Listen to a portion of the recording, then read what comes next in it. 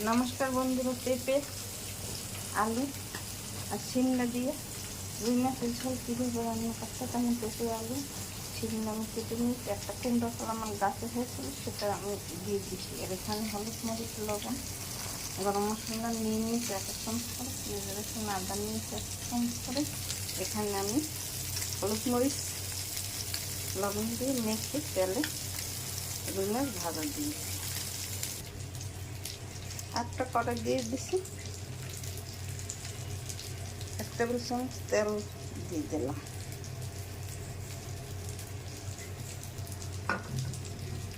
এখানে মাছ ভাজা তৈরি হয়ে গেছে।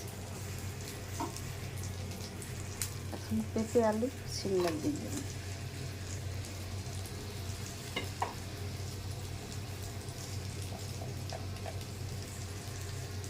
আধা চামচ হলুদের গুঁড়ো, আধা চামচ লবণ।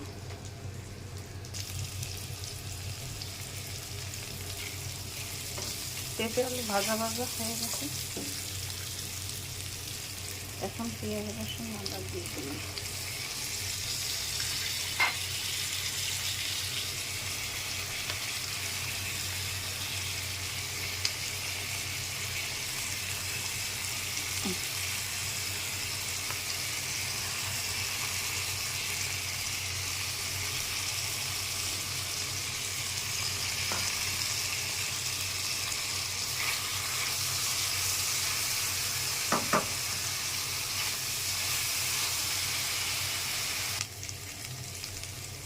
পেঁপে আলু ভাজা পেঁয়াজ রসুন দিয়ে তৈরি হয়ে গেছে। জল দিয়ে দিলাম,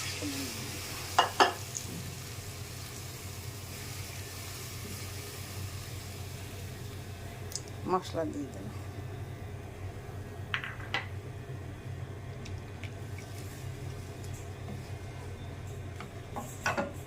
মাছ দিয়ে দিলাম। আমি ঢাকনা দিয়ে ঢেকে দেবো। পেঁপে আলু শিমলা দিয়ে রুই মাছের ঝোল আমার রান্না তৈরি হয়ে গেছে। এইভাবে আপনারা রান্না করে খেয়ে দেখবেন, খেতে খুব সুস্বাদু লাগলো, দারুণ টেস্ট হবে।